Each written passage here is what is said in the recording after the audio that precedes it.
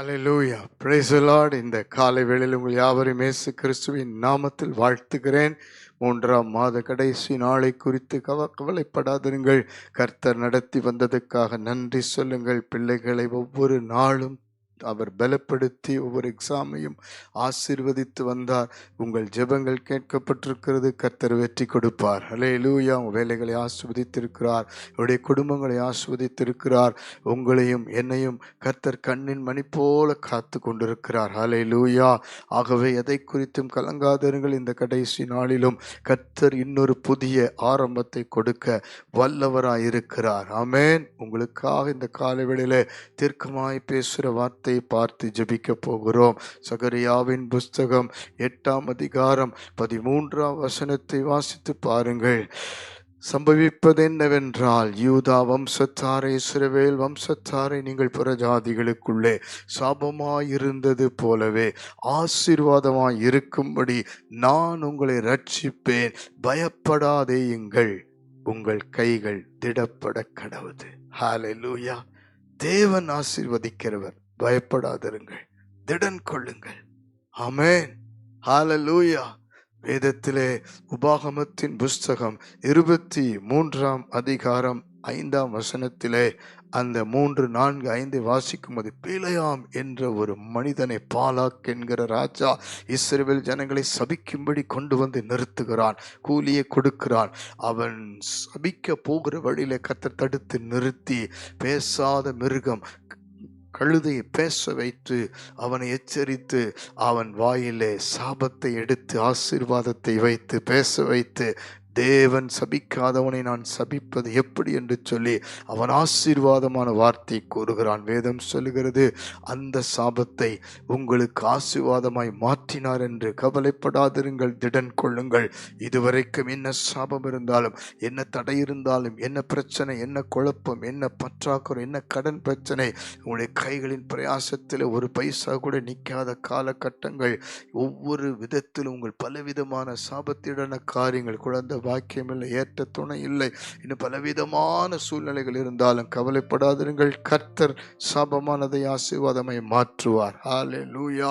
இஸ்ரவேல் ஜனங்கள் ஆண்டவருக்கு பிரியமில்லாமல் போன பொழுது சாபம் வந்தது. நாம் இன்றைக்கு மனம் திரும்புவோம். தேவனுக்கு பிரியமில்லாத காரியத்தை விட்டு விலகுவோம். ஆண்டவரை தேடாத, ஆண்டவருக்கு தூரமான பின்மாற்றமான காரியத்தை விட்டு மனம் திரும்பி வருவோம். கர்த்தர் நம்முடைய சந்ததிகளுக்கு ஆசீர்வாதத்தை வைத்திருக்கிறார். திடன் கொள்ளுங்கள், பயப்படாதிருங்கள். அவர் நம்மை ரட்சிக்கிறவர் மாத்திரமல்ல, அவர் நம்மை விடுவிக்கிறவர். ஹல்லேலூயா. நாம் இதுவரைக்கும் எங்கெல்லாம் தலை குனிந்தோமோ, இந்த நாள் வரைக்கும் வெட்கப்பட்டோமோ, எந்தெல்லாம் இழந்து போனோமோ, அதையெல்லாம் தேவன் திரும்ப கொடுத்து அவர் நம்மை ஆசீர்வதிக்கிறார். பாருங்கள். அவருடைய வார்த்தையை விசுவாசிக்கிறீர்களா? இன்றைக்கு ஒப்புக்கொடுங்கள். பிள்ளைகளை ஒப்புக்கொடுங்கள். சம்பாத்தியங்களை குடும்பங்களில் ஒப்புக்கொடுங்கள். எந்தெந்த சூழ்நிலையில் சாபத்தீடான காரியம் இருக்கிறதோ, தேவனுக்கு பிரியமில்லாத காரியம் இருக்கிறதோ, உங்களுடைய குடும்பத்தில் ஆண்டவருக்கு முக்கியத்துவம் இல்லாமல், ஆண்டவருக்கு ஒரு முதலிடம் இல்லாமல், எதெல்லாம் நீங்கள் ஆண்டவருக்கு மேலே வைத்து ஒரு விக்கிரகமாய் வைத்திருக்கிறீர்களோ, அதையெல்லாம் நீங்கள் ஆண்டவருக்காக நீங்கள் எல்லாவற்றை விட்டு விலகி வாருங்கள். ஆண்டவரை தேட ஆரம்பிங்கள். குடும்பமாக ஜெபிக்க ஆரம்பிங்கள். ஆண்டவரை உறுதியாய் விசுவாசத்தோடு பற்றி கொள்ளுங்கள். உங்களுக்காக தேவன் ஒரு விடுதலை கொடுக்க போகிறார். வியாதி என்கிற காரியங்களை மாற்றப் போகிறார். சகல சூழ்நிலை உங்கள் பிள்ளைகளின் பிள்ளைகளை ஆஸ்வதிக்க போகிறார். இந்த மாதத்தின் கடைசி நாளிலிருந்து கர்த்தர் உங்கள் குடும்பத்தை விசாலமாக்கி உங்களை பரிபூர்ணமாய் விடுவித்து ஆசீர்வதிக்க போகிறார். கவலைப்படாதிருங்கள். இப்பொழுது ஜெபிப்போமா? கண்களை மூடுவோம். கல்வாரி சிலுவையிலே சாபத்தை ஆசீர்வாதமாய் மாற்றினார். கலாத்தியர் 3:13-14 சொல்லுகிறது, சாபமானார் என்று. ஆபிரகாமினுடைய ஆசீர்வாதம் கிறிஸ்து இயேசுவின் மூலமாய் நமக்கு வருகிறது. ஜெபிப்போம். பரலோக பிதாவே, எங்களுக்காக நீர் தாமே சாபத்தை ஆசீர்வாதமாய் மாற்றும்படி பூமியில் இறங்கி வந்தீரப்பா.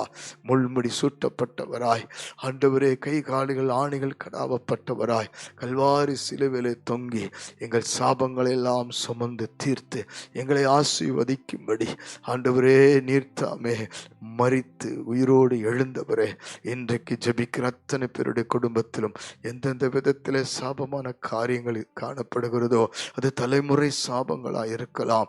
இன்றைக்கு ஆண்டவரே எந்தெந்த விதத்தில் ஆசீர்வதிக்க ஆண்டவரே கூடாதபடிக்கு ஆசீர்வாதத்தை இழந்து நிற்கிற குடும்பங்கள், சந்தோஷத்தை, மகிழ்ச்சி, சுகத்தை, பலத்தை, ஆரோக்கியத்தை, ஆசீர்வாதத்தை, கையின் பிரயாசத்தின் பலனை அற்றுப்போக பண்ணுகிற எல்லா சாபங்களிலிருந்து விலக்கி ஆசீர்வாதமாய் மாற்றுவீராக.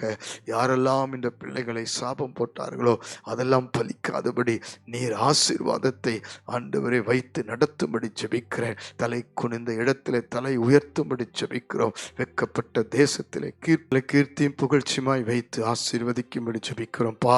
எங்கெல்லாம் ஆண்டவருடைய பிள்ளைகள் இழந்து போனார்களோ ஆண்டவர், எந்தெந்த ஆசீர்வாதங்களுடைய கைவிட்டு போனதோ ஆண்டவருடைய பிள்ளைகளுக்கு ஒரு நன்மை வராதபடிக்கு, குழந்தை பாக்கியம் இல்லாதபடி, ஏற்ற துணை வராதபடி இதுவரைக்கும் போராடி கொண்டிருக்கிற எல்லா சாபத்திலான கிரிகளப்பா ஆண்டவர், வீட்டிலே கஷ்டங்கள், நஷ்டங்கள் ஆண்டவர், ஒரு பைசா கூட தங்காமல் இருக்கிறதான் வேதனைப்பட்டிருக்கிற கையின் பிரயாசங்களிலே ஆண்டவரே எல்லா தீமை கொண்டு வந்த ஆவிகளை கடிந்து ஜெபிக்கிறோம்ப்பா.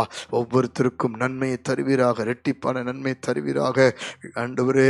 எல்லாவற்றையும் நீர் தாமே ஆசீர்வாதமாய் மாற்றி தருவீராக. கல்வாரி சிலுவையில் எங்களுக்காக சாபமானீரே, சாபத்தை எல்லாம் சுமந்து தீர்த்தீரே. மரித்தோரிலிருந்து உயிர் தெழுந்தவரே, இந்த வல்லமை இப்பொழுது ஒவ்வொருக்குள்ள இறங்கட்டும். சுக பலன், ஆரோக்கியம், சந்தோஷம், மகிழ்ச்சி எல்லாம் பெருகட்டும் அப்பா. எல்லா தீமையும் விலக்கி கொள்ளுங்கப்பா. திடன் கொள்ள சொல்லியிருக்கிறீர் ஆண்டவரே, பலன் கொள்ள சொல்லியிருக்கிறீர். ஒவ்வொருத்தருக்கும் இருக்கிற பயத்தை எடுத்து பயப்படாதீங்கள் என்று சொல்லியிருக்கிறீர். இயேசுவின் நாமத்தில், இயேசுவின் நாமத்தில் ரட்சிக்கப்படாதவர்கள், மனம் திரும்பாதவர்கள் இன்று முதல் ஆண்டவரால் தொடப்பட ஜெபிக்கிற ஒவ்வொரு குடும்பத்திலும் கர்த்தருடைய ஆசீர்வாதம் பெருகட்டும் அப்பா.